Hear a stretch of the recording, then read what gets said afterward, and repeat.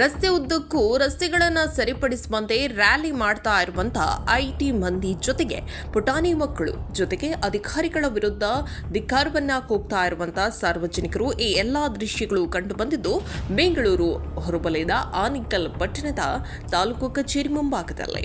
ಹೌದು, ಇತ್ತೀಚೆಗೆ ಹದಗೆಟ್ಟ ರಸ್ತೆಗಳ ಕಾರಣ ಎಲ್ಲೆಡೆ ಸಾರ್ವಜನಿಕರು ರೊಚ್ಚಿಗೆದ್ದು ಸರ್ಕಾರಗಳಿಗೆ ಚೀಮಾರಿಯನ್ನ ಹಾಕ್ತಾ ಇದ್ದಾರೆ. ಅದೇ ರೀತಿ ಬೆಂಗಳೂರು ಹೊರವಲಯದ ಆನೇಕಲ್ ಸುತ್ತಮುತ್ತಲ ಅನೇಕ ಕಂಪನಿಗಳಲ್ಲಿ ಕೆಲಸ ಮಾಡ್ತಾ ಇದ್ದಂಥ ಉದ್ಯೋಗಿಗಳು ರಸ್ತೆಗಳಿದ್ದು ರಸ್ತೆ ಸರಿಪಡಿಸುವಂತೆ ಆನೇಕಲ್ ಪಟ್ಟಣದ ಪ್ರಮುಖ ಬೀದಿಗಳಲ್ಲಿ ಮೆರವಣಿಗೆಯನ್ನು ನಡೆಸಿ ಅನಂತರ ತಾಲೂಕು ಕಚೇರಿಯ ಮುಂಭಾಗಕ್ಕೆ ಬಂದು ಮುತ್ತಿಗೆಯನ್ನು ಹಾಕುವ ಮೂಲಕ ಅಧಿಕಾರಿಗಳಿಗೆ ದೊಡ್ಡ ಮಟ್ಟದ ಎಚ್ಚರಿಕೆಯನ್ನು ಕೂಡ ನೀಡಿದ್ದಾರೆ. ಇನ್ನು ಪ್ರತಿಭಟನೆಯನ್ನು ನೂರಾರು ಮಂದಿ ಐಟಿ-ಬಿಟಿ ಉದ್ಯೋಗಿಗಳು ಜೊತೆಗೆ ಸಾರ್ವಜನಿಕರು ಅಲ್ಲದೆ ರೈತರು ಸಹ ಭಾಗವಹಿಸಿದ್ರು. ಸರ್ಕಾರ ಟ್ಯಾಕ್ಸ್ ರೂಪದಲ್ಲಿ ಕಟ್ಟಿಕೊಳ್ತಾ ಇರುವಂತಹ ಹಣ ಪಾರದರ್ಶಕವಾಗಿ ಯಾವ ರೀತಿ ಖರ್ಚು ಮಾಡ್ತಾ ಇದ್ದಾರೆ ಎಂಬುದರ ಬಗ್ಗೆ ಮಾಹಿತಿಯನ್ನು ಕೊಡಬೇಕು. ನಾವು ಕಟ್ತಾ ಇರುವ ಹಣ ಏನಾಗ್ತಾ ಇದೆ, ಇನ್ನು ಇವರ ಕೆಲಸ ಇವರು ಮಾಡ್ತಾ ಇದ್ದಾರಾ, ನಮ್ಮ ಕೆಲಸ ಬಿಟ್ಟು ಇಂದು ಇಲ್ಲಿ ಬಂದು ಪ್ರತಿಭಟನೆಯನ್ನು ಮಾಡ್ತಾ ಇರುವಂಥ ಅವಶ್ಯಕತೆ ಇರಲಿಲ್ಲ ಎಂದು ಪ್ರತಿಭಟನೆಕಾರರು ಆಕ್ರೋಶವನ್ನು ಕೂಡ ಹೊರಹಾಕಿದ್ದಾರೆ. ಇನ್ನು ಕೋಟ್ಯಾಂತರ ರೂಪಾಯಿ ಟ್ಯಾಕ್ಸ್ ಕಟ್ಟಿಸಿಕೊಂಡು ಜನಕ್ಕೆ ಸರಿಯಾದ ಮೂಲಭೂತ ಸೌಕರ್ಯಗಳನ್ನು ಸಹ ಕಲ್ಪಿಸಿ ಕೊಡದೇ ಇದ್ದರೆ ಇಂತಹ ಸರ್ಕಾರಕ್ಕೆ ಇದು ನಿಜವಾಗ್ಲೂ ನಾಚಿಕೆಗೇಡಿನ ಸಂಗತಿ. ಏನಾದರೂ ಸಂಬಂಧಪಟ್ಟಂತಹ ಅಧಿಕಾರಿಗಳು ಹಾಗೂ ಜನಪ್ರತಿನಿಧಿಗಳು ಎಚ್ಚೆತ್ತುಕೊಳ್ತಾರಾ ಎಂಬುದನ್ನು ನಾವಿಲ್ಲಿ ಕಾದು ನೋಡಬೇಕಾಗತ್ತೆ. ಇವತ್ತಿನ ಏನು ನಾವು ಈ ಸಭೆಯನ್ನ ಇಲ್ಲಿ ಈ ಪ್ರತಿಭಟನೆ ಕಾರ್ಯಕ್ರಮ ಹಮ್ಮಿಕೊಂಡಿದ್ದೀವಿ ಅಂತ ಹೇಳಿದ್ರೆ, ಆನೇಕಲ್ ತಾಲೂಕಿನಾದ್ಯಂತ ಹದಗೆಟ್ಟಿರೋ ರಸ್ತೆಗಳನ್ನ ಕೂಡಲೇ ದುರಸ್ತಿ ಮಾಡಿ ಕೂಡಲೇ ಡಾಂಬರೀಕರಣ ಮಾಡಬೇಕು ಅಂತೇಳಿ ಇವತ್ತು ತಹಸೀಲ್ದಾರ್ ಅವರು ಮತ್ತೆ ಸರ್ಕಾರಕ್ಕೆ ಒತ್ತಾಯಿಸಬೇಕು ಅಂತ ಈ ಸಭೆ ಸೇರಿದ್ವಿ.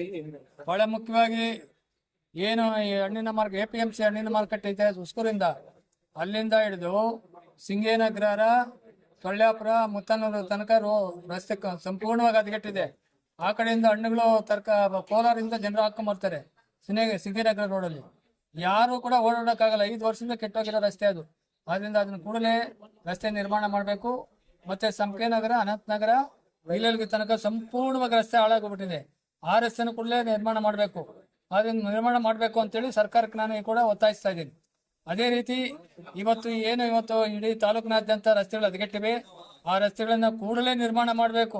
ನಾವು ಇಲ್ಲಿ ಸಂಪಿಗೆ ನಗರ, ಸಿಂಗೇನಗ್ರಹಾರ, ಹೀಳಳ್ಳಿಗೆ, ರಾಮಸಾಗರ ಈ ಎಲ್ಲಾ ಕಡೆಯಿಂದ ಪ್ರೊಟೆಸ್ಟ್ಗಾಗಿ ಬಂದಿದ್ದೀವಿ.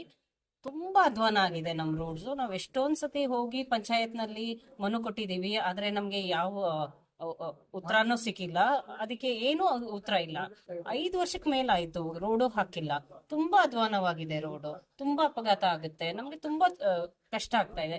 ಇವತ್ತು 1000 ಜನ ಮೇಲೆ ಒಟ್ಟುಗೂಡಿ ಬಂದು ನಾವು ತಹಶೀಲ್ದಾರ್ಗೆ ಆಲ್ರೆಡಿ ಹೇಳಿದೀವಿ, ಮುಂಚೆನೆ ಬಂದು ಕೊಟ್ಟಿದ್ವಿ, ನಾವು ಬರ್ತಾ ಇದೀವಿ, ಈ ತರ ಒಗ್ಗೂಡ್ತಾ ಇದೀವಿ, ನಾವು ಧರ್ನಾ ಮಾಡ್ತಾ ಇದೀವಿ ಅಂತ. ಆದ್ರೇನು ಅವ್ರು ಇವತ್ತು ಹೊರಗಡೆ ಬಂದು ನಮ್ಮ ಹತ್ರದಿಂದ ಮನು ತಗೊಂಡಿಲ್ಲ. ಅದು ನಮ್ಗೆ ಸ್ವಲ್ಪ ನೋವು. ಯಾಕಂದ್ರೆ ಆಲ್ರೆಡಿ ಇನ್ಫಾರ್ಮ್ ಮಾಡಿದಾಗ ಖಂಡಿತ ಬರ್ಬೇಕು. ಅವರು ಬಂದು ನಮ್ನ 1000 ಜನ ಅನ್ನೋದು ಎಷ್ಟು ಜನ? ಅವರು ನಮ್ಮ ರೆಪ್ರೆಸೆಂಟೇಟಿವ್, ಗವರ್ಮೆಂಟ್ ಅಫಿಷಿಯಲ್ಸ್ ಬಂದು ಸಿಟಿಸನ್ ರೆಪ್ರೆಸೆಂಟೇಟಿವ್.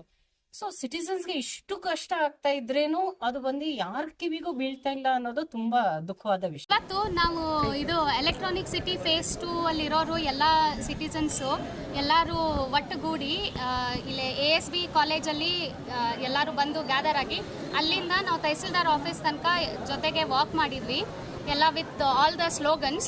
ಆಮೇಲೆ ಇಲ್ಲಿ ತಹಸೀಲ್ದಾರ್ ಆಫೀಸ್ಗೆ ನಮ್ಮ ಮನವಿಯನ್ನು ಕೊಡಕ್ಕೆ ಬಂದಿದ್ದೀವಿ. ಬಟ್ ತಹಸೀಲ್ದಾರ್ ಆಫೀಸರೇ ಇಲ್ಲ.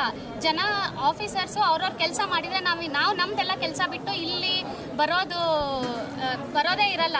ಅವ್ರವ್ರ ಕೆಲಸ ಮಾಡಲೇಬೇಕು. ನಾವು ಇಷ್ಟೆಲ್ಲ ಪ್ರಾಪರ್ಟಿ ಟ್ಯಾಕ್ಸ್ ಕಟ್ ಆದಮೇಲೆ ನಮಗೇನು ಸಿಗ್ತಾ ಇದೆ ಅಲ್ವಾ? ನಮಗೆ ಇದು proper perfect good quality road ಸಿಗೋ ತನಕನೂ ನಾವು ಈ ಥರ ಪ್ರೊಟೆಸ್ಟು ರ್ಯಾಲಿ ಮಾಡ್ತಾನೆ